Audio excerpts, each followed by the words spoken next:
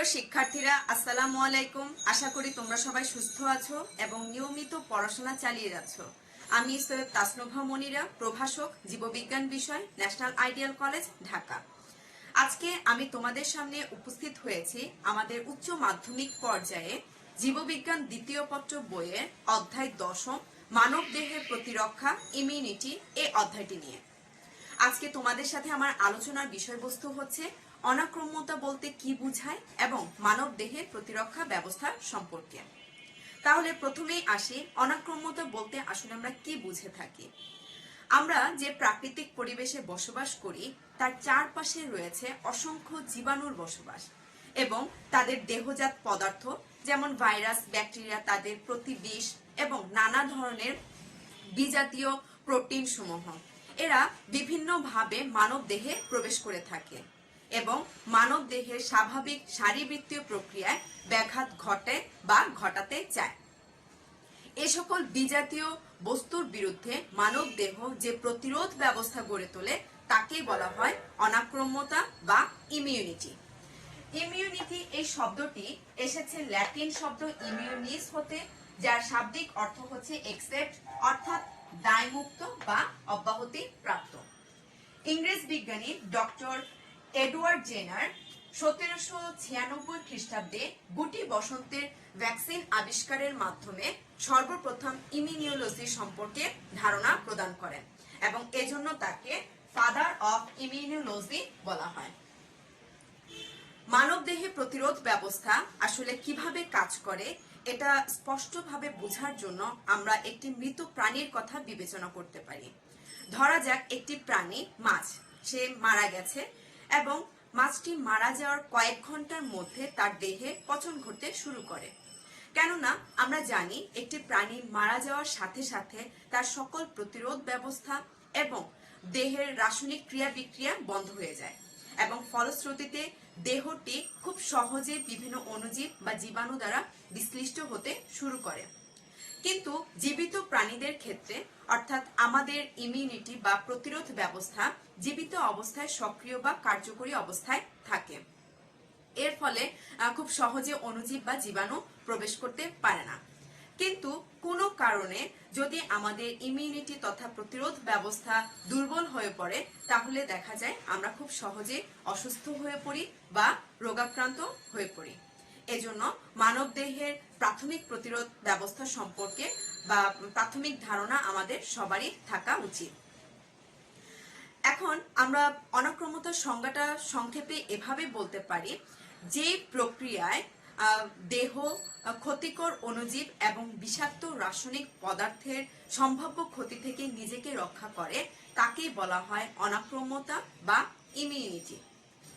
এছাড়াও বিভিন্ন কোষ ও তাদের বিভিন্ন উপাদানের সমন্বয়ে গঠিত যে তন্ত্র বা ব্যবস্থাপনা দেহকে বিভিন্ন রোগ আক্রমণের হাত থেকে রক্ষা করে এবং রোগ সৃষ্টিকারী বিভিন্ন অণুজীব বা জীবাণুর ক্ষতিকর প্রভাব থেকে দেহকে রক্ষা করে তাকে বলা হয় অনাক্রম্য তন্ত্র বা ইমিউন তন্ত্র। এই অনাক্রম্য তন্ত্রের প্রধান উদ্দেশ্য হচ্ছে দেহকে বিভিন্ন ক্ষতিকর অণুজীবের বিরুদ্ধে প্রতিরোধ ব্যবস্থা গড়ে তোলা, ক্ষতিকর কোষগুলোকে প্রতিস্থাপিত করে দেহের ভারসাম্য বজায় রাখা এবং যে সমস্ত কোষগুলো দেখা যায় পরিত্যক্ত তাদেরকে শনাক্ত করে ধ্বংস করা। এই অনাক্রম্য তন্ত্রের সাথে আসলে জড়িত রয়েছে বিভিন্ন বিষয়সমূহ, যেমন অনাক্রম্য তন্ত্রের সাথে জড়িত রয়েছে বিভিন্ন কোষ এবং তার সাথে জড়িত রয়েছে বিভিন্ন অঙ্গসমূহ। আমরা একটু জানার চেষ্টা করি যে কি কি কোষসমূহ এর অন্তর্ভুক্ত। প্রথমেই আছে লিম্ফোসাইট। লিম্ফোসাইট হচ্ছে বিশেষ ধরনের শ্বেত রক্তকণিকা। এরা আবার দেখা যায় বিভিন্ন ধরনের হয়ে থাকে, টি লিম্ফোসাইট এবং বি লিম্ফোসাইট। এরপরে আছে কিলার কোষ। এই কিলার কোষ হচ্ছে লিম্ফোসাইট জাতীয় বিশেষ ধরনের শ্বেত রক্তকণিকা। এদেরকে ন্যাচারাল কিলার কোষও বলা হয়ে থাকে। এরপরে আছে মনোনিউক্লিয়ার ফ্যাগোসাইট। এগুলো আবার দেখা যায় দুই ধরনের, একটা হচ্ছে মনোসাইট এবং ম্যাক্রোফেজ। মনোসাইট এরা হচ্ছে বৃহৎ আকারের শ্বেত রক্তকণিকা যা রক্তে অবস্থান করে জীবাণুকে ফ্যাগোসাইটোসিস প্রক্রিয়ায় ধ্বংস করে। আর ম্যাক্রোফেজ হচ্ছে মনোসাইটেরই পরিবর্তিত রূপ যা টিস্যুতে অবস্থান করে জীবাণুকে ফ্যাগোসাইটোসিস প্রক্রিয়ায় ধ্বংস করে থাকে। এই ম্যাক্রোফেজ আবার বিভিন্ন ধরনের কোষ রয়েছে, যেমন যকৃতে অবস্থান করে কুফার কোষ, অস্থিতে থাকে অস্টিওক্লাস্ট এবং বৃক্কে থাকে মেসেঞ্জিয়াল কোষ। এরপরে আছে গ্রানুলার লিউকোসাইট।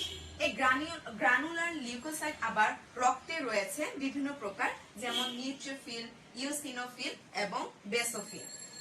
এবং সর্বশেষ আমরা দেখতে পাচ্ছি ডেনড্রাইটিক কোষ। এই ডেনড্রাইটিক কোষ আবার বিভিন্ন ধরনের রয়েছে, যেমন ল্যাঙ্গারহ্যান্স কোষ। এই কোষগুলো সাধারণত আমাদের ত্বকে এবং মিউকাস পর্দায় দেখা যায়। রয়েছে ইন্টারডিজিটেটিং ডেনড্রাইটিক কোষ।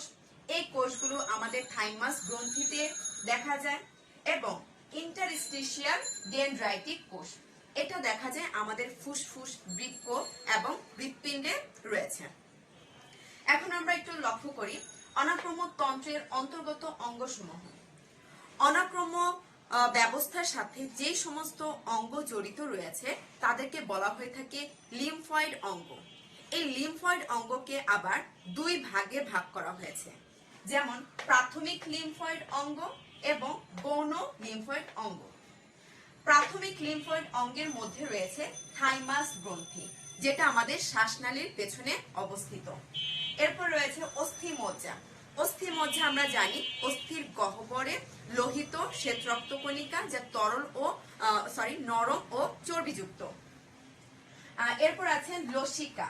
লসিকা হচ্ছে রক্তের ন্যায় তরল যোজক কলা এবং এরা সাধারণত বর্ণহীন হয়ে থাকে।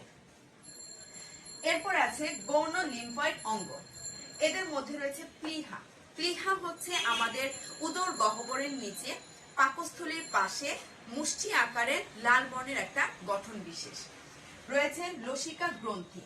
লসিকা গ্রন্থি হচ্ছে একটু গোলাকার এবং ডিম্বাকার স্থিত একটা অংশ, যেখানে লসিকা বহন করা হয়ে থাকে। এবং এই লসিকা গ্রন্থি আমাদের সারা দেহে অবস্থান করে, বিশেষত আমাদের ঘাড়, আমাদের বগল এবং কুচকিতে এই লসিকা গ্রন্থি অবস্থান করে। এরপর রয়েছে টনসিল।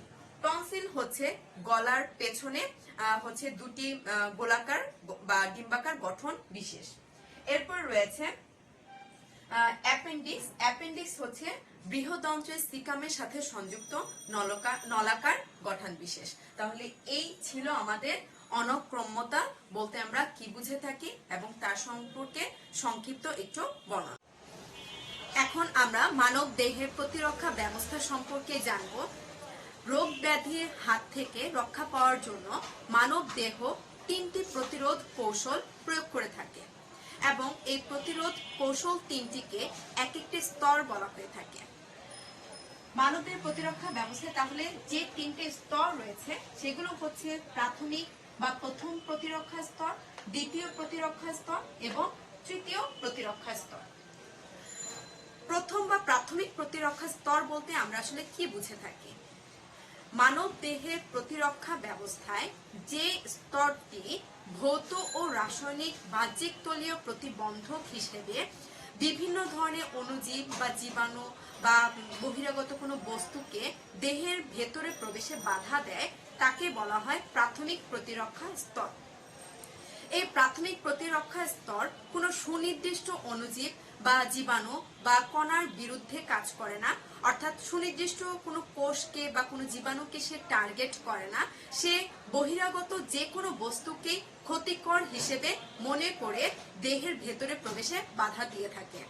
এই জন্য প্রাথমিক প্রতিরক্ষা স্তরকে নন স্পেসিফিক প্রতিরক্ষা স্তরও বলা হয়ে থাকে। এখন আমরা একটু দেখি এই প্রাথমিক প্রতিরক্ষা স্তরের অন্তর্ভুক্ত অংশগুলো কি কি। প্রথমে আছে ত্বক। ত্বক হচ্ছে মানব দেহের সর্বপ্রথম বা প্রধান প্রতিবন্ধক স্তর, যেটা অণুজীব প্রবেশে বাধা দিয়ে থাকে। এই ত্বকের মধ্যে থাকে বিভিন্ন ধরনের গ্রন্থি, যেমন আমরা একটা যদি একটু চিত্র খেয়াল করি, সেই চিত্রের মধ্যে আমরা দেখতে পাই এখানে সিবেসিয়াস গ্রন্থি বলে একটা গ্রন্থি রয়েছে এবং ঘাম গ্রন্থি বলেও এক ধরনের গ্রন্থি রয়েছে। এই সিবেসিয়াস গ্রন্থি থেকে যথাক্রমে তেল বা শ্বেত এবং ঘাম গ্রন্থি থেকে ঘাম বের হয়, যা ত্বককে অ্যাসিডিক করে তোলে, অর্থাৎ তাদের পিএইচ এর মান 3 থেকে 5 এর মতো হয়ে থাকে। এই ত্বকের এই অ্যাসিডিক হওয়ার ফলে এই আবরণটি দেখা যায় যে কোনো জীবাণুর জন্য ক্ষতিকর হয়ে দাঁড়ায় এবং এই অ্যাসিডিক পরিবেশটা ব্যাকটেরিয়ার জন্য বিষরূপীয় হয়ে থাকে।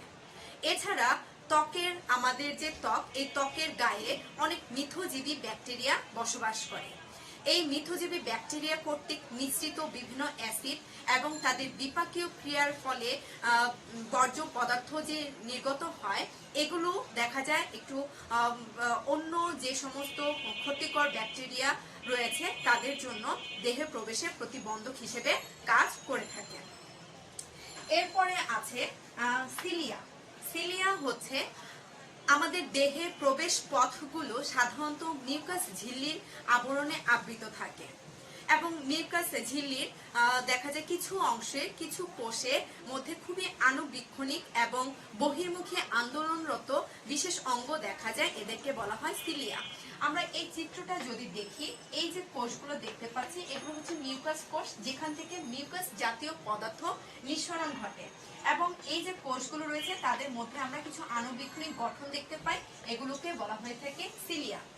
এখন আমাদের দেহে প্রবেশ পথ যেমন শ্বাসরন্ধ্র বা শ্বাসনালী, যেটা এই শ্বাসনালীর মধ্যে দিয়ে যদি কোনো জীবাণু বা কোনো অণুজীব বা কোনো ধুলাবালি যদি কিনা প্রবেশ করে, তাহলে দেখা যায় এই মিউকাস পদার্থের সাথে সেটা আটকে যায় এবং পরবর্তীতে আমাদের হাঁচি বা কাশির মাধ্যমে বাইরে বের হয়ে আসে। এর পরের যে অংশ রয়েছে সেটা হচ্ছে অশ্রু ও লালা। অশ্রু ও লালা এটা আসলে আমাদের অজান্তে আমাদের দেহে বিভিন্ন অণুজীব প্রবেশের প্রতিবন্ধক হিসেবে কাজ করে থাকে। অশ্রু ও লালার মধ্যে রয়েছে লাইসোজোম জাতীয় এনজাইম, যেগুলো ব্যাকটেরিয়া নাশক হিসেবে কাজ করে থাকে। লালা যে আমাদের মুখগহ্বরে যে লালা রস নিঃসরণ ঘটে, এর ফলে আমাদের মুখের ভেতরে শুধুমাত্র সিক্তই থাকে না, আমাদের ভেতরে গহ্বরে যে কোষগুলো থাকে সেগুলো যেন ফেটে না যায়, সেই জন্য সেখানে লালা রস নিঃসরণ হয়ে থাকে। এবং কোনো অণুজীব বা কোনো জীবাণু যদি ভেতরে প্রবেশ করে, তাহলে দেখা যায় সেটা পাকস্থলীতে অনেক সময় চলে যায় এবং পাকস্থলীতে চলে যাওয়ার পরে সেখানে উপস্থিত রয়েছে আরো শক্তিশালী হাইড্রোক্লোরিক অ্যাসিড। এই হাইড্রোক্লোরিক অ্যাসিড দ্বারা সেখানে বিনষ্ট হয়ে যায়। এছাড়া আমাদের চোখের মধ্যে দেখা যায় অশ্রু গ্রন্থি বলে একটা অংশ রয়েছে। এই গ্রন্থি থেকে নিঃসৃত হয় অশ্রু, যেটা আমাদের চোখকে ভিজিয়ে দেয় এবং বের হয়ে কোনো জীবাণু যদি প্রবেশ করে তাহলে সেটা প্রবেশে প্রতিবন্ধক হিসেবে কাজ করে থাকে। এরপরে আছে সিরোমেন। সিরোমেন হচ্ছে আমাদের যে শ্রবণ অঙ্গ অর্থাৎ কান, এর যে বহিঃকর্ণ, তার যে কর্ণকুহর যে অংশটা রয়েছে, সেই কর্ণকুহরের প্রাচীর থেকে এক ধরনের হলদে আঠালো এবং মোমের মতো পদার্থ নিঃসৃত হয়, এটাকে বলা হয় সিরোমেন। যখন কোনো অণুজীব বা কোনো ময়লা বা কোনো ধুলাবালি যদি কিনা ভেতরে প্রবেশ করে, তখন আমাদের শ্রবণে যেন কোনো ব্যাঘাত না ঘটে, এই জন্য এই পদার্থটার সাথে সেটা আটকে যায় এবং আমাদের শ্রবণ পর্দা পর্যন্ত সাধারণত যেতে পারে না। পরবর্তীতে এই সিরোমেনের সাথে আটকে গিয়ে দলা পাকিয়ে শক্ত হয়ে খৈল আকারে পরিণত হয়, যেটা কিনা আমাদের কানের ভেতরে জীবাণু প্রবেশের প্রতিবন্ধক হিসেবে কাজ করে থাকে। এরপরে আছে পৌষ্টিক নালীর অ্যাসিড। অর্থাৎ এমন তো হয় আমাদের দেহে আমরা বিভিন্ন খাদ্য গ্রহণ পাশাপাশি পানি গ্রহণের সাথে বিভিন্ন জীবাণু হয়তোবা আমাদের পাকস্থলীতে পৌঁছে যায়। পাকস্থলীতে পৌঁছে যাওয়ার পরে সেখানে যে পৌষ্টিক নালীর যে পৌষ্টিক প্রাচীর রয়েছে, এই পৌষ্টিক প্রাচীর থেকে কিছু শক্তিশালী হাইড্রোক্লোরিক অ্যাসিড নিঃসৃত হয়। এই হাইড্রোক্লোরিক অ্যাসিড দ্বারা এবং পাকস্থলীতে অবস্থিত কিছু প্রোটিওলাইটিক এনজাইমের সহযোগিতায় দেখা যায় সেই সমস্ত জীবাণুগুলো ধ্বংস হয়ে যায়। এরপরে আছে রক্ততঞ্চন। রক্ততঞ্চন দেখা যায় ক্ষতিগ্রস্ত যে অংশটা থাকে সেই ক্ষতিগ্রস্ত স্থানে রক্ততঞ্চন বা রক্ত জমাট বেঁধেও দেখা যায় কি বিভিন্ন অণুজীব প্রবেশে বাধা হিসেবে কাজ করে থাকে। এবং সর্বশেষ রেচন জননতন্ত্রের এসিড। আমাদের যে রেচন জননতন্ত্রে যে সমস্ত অঙ্গ থাকে সেই অঙ্গ থেকে প্রচুর পরিমাণে আঠালো এবং অ্যাসিড পদার্থ নিঃসৃত হয় এবং এই অ্যাসিডগুলো প্রবল হয়ে থাকে, যেখানে বিভিন্ন অণুজীব যদি প্রবেশ করার পরে সেখানে দেখা যায় ফ্যাগোসাইট সমূহ সেগুলোকে গ্রাস করে ফেলে এবং পরবর্তীতে মূত্র আকারে সবেগে বাইরে বের করে দেয়। তাহলে এগুলো ছিল আমাদের মানবদেহের প্রতিরক্ষা ব্যবস্থায় প্রথম প্রতিরক্ষা স্তরের ভূমিকা বা তারা কিভাবে কাজ করে থাকে এই সম্পর্কে একটু বর্ণনা। এখন আমরা দ্বিতীয় প্রতিরক্ষা স্তর সম্পর্কে জানব। বাহ্যিক তলীয় প্রতিরক্ষা স্তর অর্থাৎ প্রাথমিক প্রতিরক্ষা স্তর ভেদ করে যখন কোনো অণুজীব বহিরাগত কোনো বস্তু দেহের ভেতরে প্রবেশ করে তখন দেহের অভ্যন্তরীণ কোষ ও রাসায়নিক প্রতিরক্ষা নিয়ে গঠিত যে স্তর সক্রিয় প্রতিরোধ ব্যবস্থা গড়ে তোলে তাকেই বলা হয়ে থাকে দ্বিতীয় প্রতিরক্ষা স্তর। তাহলে দ্বিতীয় প্রতিরক্ষা স্তরের পদ্ধতি সমূহগুলো কি? ফ্যাগোসাইট, সহজাত মারণ কোষ, প্রদাহ, কমপ্লিমেন্ট সিস্টেম, ইন্টারফেরন এবং জ্বর। আমরা একটু ধাপে ধাপে এগুলো বোঝার চেষ্টা করি। যেমন প্রথমেই আছে ফ্যাগোসাইট। ফ্যাগোসাইট হচ্ছে বড় আকারে শ্বেত রক্তকণিকা সমূহ যখন অণুজীব বা বহিরাগত বস্তুকে দেহের অভ্যন্তরণে প্রবেশে বাধা দেয় তখন তাদেরকে বলা হয়ে থাকে ফ্যাগোসাইট। এই ফ্যাগোসাইট গুলোর মধ্যে অন্যতম হচ্ছে নিউট্রোফিল, মনোসাইট এবং ম্যাক্রোফেজ। আমরা যদি শ্বেত রক্তকণিকার ক্লাসিফিকেশনের দিকে তাকাই, যেটা আমরা অধ্যায় 4-এ ভালো করে পড়েছি, তাহলে আমরা দেখতে পাই যে এটাকে প্রধানত দুই ভাগে ভাগ করা হয়েছে, দানাদার এবং অদানাদার। দানাদারের অন্তর্ভুক্ত হচ্ছে নিউট্রোফিল, ইওসিনোফিল এবং বেসোফিল। এই যে নিউট্রোফিল এরা আসলে অস্থি মজ্জা থেকে উৎপত্তি লাভ করে এবং এদের ব্যাস হচ্ছে 10 থেকে 14 মিলিমিটার পর্যন্ত এবং আয়ু হচ্ছে 2 থেকে 4 দিন। সবচেয়ে বড় কথা, শ্বেত রক্তকণিকার মধ্যে এই নিউট্রোফিলের পরিমাণ থাকে সবচেয়ে বেশি পরিমাণ এবং এরা যখন কোনো অণুজীবের আক্রমণ ঘটে তার প্রতি সাড়া দিয়ে রক্তেই হচ্ছে দেখা যায় ফ্যাগোসাইটোসিস প্রক্রিয়ায় জীবাণুটাকে ভক্ষণ করে থাকে। এরপরে আছে শ্বেত রক্তকণিকা অদানাদার, তার মধ্যে রয়েছে লিম্ফোসাইট এবং মনোসাইট। এই মনোসাইটও অস্থি মজ্জার মধ্যে উৎপত্তি লাভ করে এবং রক্তে প্রবেশ করে এবং এরা হচ্ছে সবচেয়ে বৃহৎ আকারের শ্বেত রক্তকণিকা এবং এদের ব্যাস হচ্ছে 10 থেকে 20 মিলিমিটার পর্যন্ত। এরাও দেখা যায় রক্তে অবস্থান থেকে ফ্যাগোসাইটোসিস প্রক্রিয়ার মাধ্যমে জীবাণুটাকে গ্রাস করে থাকে। এবং সর্বশেষ ম্যাক্রোফেজ সম্পর্কে যেটা আমরা জানি যে ম্যাক্রোফেজ হচ্ছে মনোসাইটেরই রূপান্তরিত অংশ, অর্থাৎ যখন মনোসাইট রক্তের মধ্যে 15 থেকে 20 ঘন্টা থাকে তখন সে রক্তের বাইরে এসে যখন টিস্যুতে অবস্থান করে তখনই সে পরিবর্তিত হয়ে ম্যাক্রোফেজে রূপান্তরিত হয়। এবং ম্যাক্রোফেজ এবং নিউট্রোফিল, মনোসাইট এই সম্পর্কিত ডিটেলস তোমরা পরবর্তী ক্লাসে ভালো মতো জানতে পারবে। তাহলে আমরা দেখতে পেলাম যে ম্যাক্রোফেজ হচ্ছে টিস্যুতে অবস্থান করে অণুজীব বা জীবাণুদেরকে ফ্যাগোসাইটোসিস প্রক্রিয়ার মাধ্যমে গ্রাস করে থাকে। এখন আমরা দেখব যে সহজাত মারণ কোষ বলতে আমরা কি বুঝে থাকি। এটা হচ্ছে লিম্ফোসাইট জাতীয় বিশেষ ধরনের শ্বেত রক্তকণিকা এবং ক্যান্সার ও টিউমার জাতীয় কোষের জন্য বিশেষায়িত। অর্থাৎ ক্যান্সার এবং টিউমার জাতীয় যে কোষগুলো প্লাজমা ঝিল্লি থাকে তাদের মধ্যে যে পরিবর্তন হয় সেই পরিবর্তনটাকে চিহ্নিত করে এই সমস্ত কোষগুলোকে ধ্বংস করে থাকে এবং এই জন্য এদের নাম হয়েছে সহজাত মারণ কোষ। এই সহজাত মারণ কোষ থেকে আসলে বিশেষ ধরনের পদার্থ যেমন সাইটোটক্সিন এবং হচ্ছে পারফোরিন নামক পদার্থ নিঃসরণ ঘটে। এই পদার্থগুলো দেখা যায় টিউমার এবং ক্যান্সার জাতীয় কোষগুলোকে টার্গেট করে কোষগুলোর প্রাচীরগুলোকে ছিদ্র ছিদ্র করে এবং তখন দেখা যায় এই টার্গেট কোষগুলো ভেতরে ছিদ্রের মাধ্যমে পানি প্রবেশ করে, এর ফলে কোষগুলো স্ফীত অবস্থাপ্রাপ্ত হয় এবং পরবর্তীতে বিস্ফোরণ বিস্ফোরিত হয়, যার ফলে তাদের ভেতরকার যে নিউক্লিয়াসটা থাকে ছিন্ন ভিন্ন হয়ে যায়। এর পরের যে ধাপ সেটা হচ্ছে প্রদাহ। কোনো স্থান, দেহের কোনো স্থান যদি টিস্যু বা কোনো স্থান যদি ক্ষতিগ্রস্ত হয়, হতে পারে সেটা সংক্রমণজনিত কারণ বা আঘাতের ফলে বা যন্ত্রণার কারণে দেখা যায় সেই স্থানটা ফুলে ওঠে, লাল হয়, তাপমাত্রা বেড়ে যায় এবং ব্যথার সৃষ্টি হয়। এই সমস্ত প্রক্রিয়া বা সমস্ত বিষয়গুলোকে একত্রে বলা হয়ে থাকে প্রদাহ। দেখা যায় যে রক্ত প্রবাহ বৃদ্ধির ফলে সেখানে তাপমাত্রাটাও বৃদ্ধি পায় এবং হিস্টামিন জাতীয় এক ধরনের পদার্থের নিঃসরণ ঘটে সেখানে।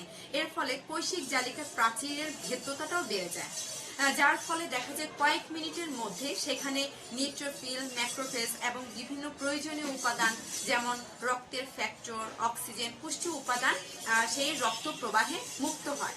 ফলে ক্ষত স্থানটা দেখা যায় খুব দ্রুত ফুলে ওঠে এবং তাপমাত্রাটা বৃদ্ধি হয়। এখানে নিউট্রোফিল উপস্থিত হয়ে দেখা যায় যে জীবাণুটাকে তারপর বিষাক্ত রাসায়নিক পদার্থটাকে এবং মৃত কোষগুলোকে ধ্বংস করে ফেলে। পরবর্তীতে ম্যাক্রোফেজেরও আবির্ভাব ঘটে এবং দীর্ঘমেয়াদী ভাবে দেখা যায় প্রতি আক্রমণ করে থাকে সে। এরপরে আছে কমপ্লিমেন্ট সিস্টেম। কমপ্লিমেন্ট সিস্টেম হচ্ছে প্রায় 20 প্রকারের প্লাজমা প্রোটিন নিয়ে গঠিত বিশেষ ধরনের একটি গ্রুপ, যেটা রক্তে সংবহিত হয় এবং প্রতিরক্ষা ব্যবস্থাকে উদ্দীপ্ত করে থাকে। অর্থাৎ এরা সাধারণত দেখা যায় যে সরাসরি নিজেরা জীবাণু ভক্ষণ বা ফ্যাগোসাইটোসিস করে থাকে না। এরা সাধারণত শত্রুকে চিনিয়ে দেয় এবং প্রতিরক্ষা ব্যবস্থাটাকে দেখা যায় যে উস্কে দেয় কার্যকরী ব্যবস্থা গ্রহণ করার জন্য। তো স্বাভাবিক অবস্থায় এই কমপ্লিমেন্ট সিস্টেমটা দেখা যায়, অর্থাৎ এই প্লাজমা প্রোটিনগুলো নিষ্ক্রিয় অবস্থায় থাকে। তবে একবার যদি একটা প্রোটিন সক্রিয় হয়, সে পরবর্তীতে তার আরেকটা প্রোটিনকে সক্রিয় করে এবং প্রতিরক্ষা ব্যবস্থাকে দেখা যায় সক্রিয় করে তোলে।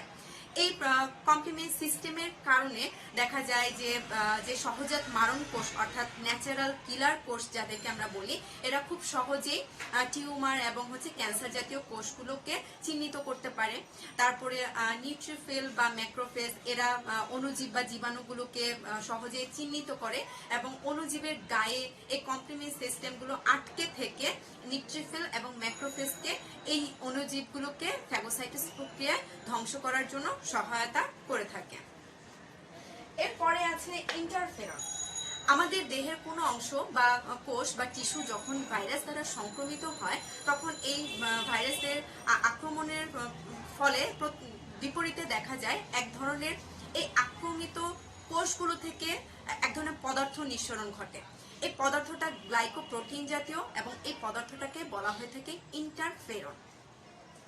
এই ইন্টারফেরন নিঃসরণের মূল কারণই হচ্ছে ভাইরাস যেন অন্য যে স্থানে আক্রমণ করেছে তার চারপাশে অন্য সুস্থ কোষগুলোকে সংক্রমণ করতে না পারে।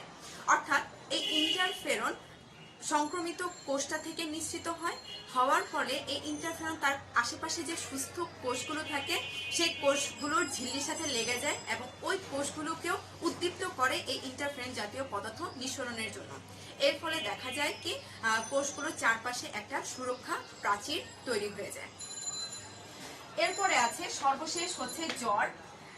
জ্বর হচ্ছে দ্বিতীয় প্রতিরক্ষা স্তরের সর্বশেষ প্রতিরোধ ব্যবস্থা।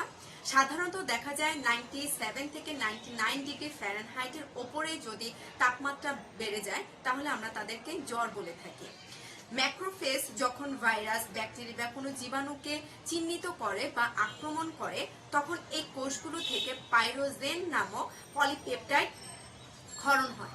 এই পাইরোজেন নিঃসরণের ফলে এটা দেখা যায় মস্তিষ্কে হাইপোথ্যালামাস বিপাক পরিবর্তন ঘটিয়ে দেখা যায় দেহের তাপমাত্রা বৃদ্ধিতে সহায়তা করে।